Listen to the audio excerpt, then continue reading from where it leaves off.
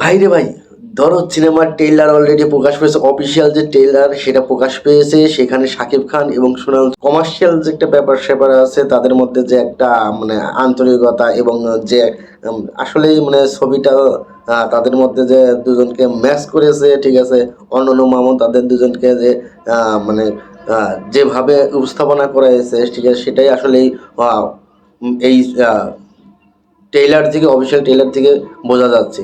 আর শাকিব খানের এই দরদ সিনেমা অফিসিয়াল যে ট্রেইলার সেটা অলরেডি আমরা দেখতে পেরেছি। সেখানে শাকিব খানের যে একটা মুড বা একটা সাইকোলজির যে একটা মানে ব্যাপার, ঠিক সেই রকমই এই ট্রেইলারের মধ্যে প্রকাশ পেয়েছে। এখানে মানে শাকিব খানকে একদম নতুন নতুন নতুন রূপে দেখা যাচ্ছে। আর সোনাল চৌহানও এখানে তার শাকিব খানের সাথে একটা যে আহ, ভাব বিনিময়, সেটাও এর মধ্যে তাদের যে দুজনের যে কমার্শিয়াল ব্যাপার স্যাপার, সেগুলো মানে আসলে একটা অসাধারণ অসাধারণ অসাধারণ হয়েছে। তো ট্রেলারটা আরো আগে মুক্তি পাওয়ার কথা ছিল, যা হোক অবশেষে মুক্তি পেয়েছে শাকিব খানের দরদ সিনেমার ট্রেলার। আর ট্রেলারেই বোঝা যাচ্ছে এই ছবিটা একদম অন্য রূপ, অন্য গল্প নিয়ে এবং ভিন্ন ধরনের একটা গল্প নিয়ে শাকিব খানকে এই দরদ সিনেমায় দেখা যাবে, সেটাই ট্রেলারে প্রকাশ পেয়েছে।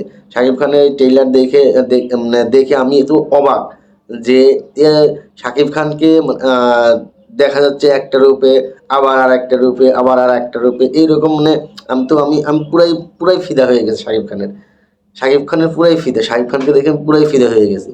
যা অসাধারণ সিনেমা হবে দরদ।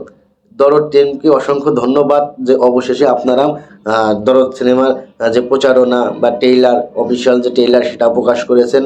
তো সবাই দরদ সিনেমার কে নিয়ে আমরা যে আগ্রহটা ছিলাম, সেই আগ্রহটা পুরোটা শেষ হয়েছে। আহ, আর মাত্র 2 দিন পরে আমরা দরদ সিনেমার যে রিলিজ ডেট সেটা চলে আসবে। আমরা অপেক্ষায় আছি সিনেমা হলে গিয়ে দরদ সিনেমাটা দেখার। তো সবাই ভালো থাকবেন, সুস্থ থাকবেন এবং আমার চ্যানেলটিতে নতুন হলে সাবস্ক্রাইব করবেন। আল্লাহ হাফেজ।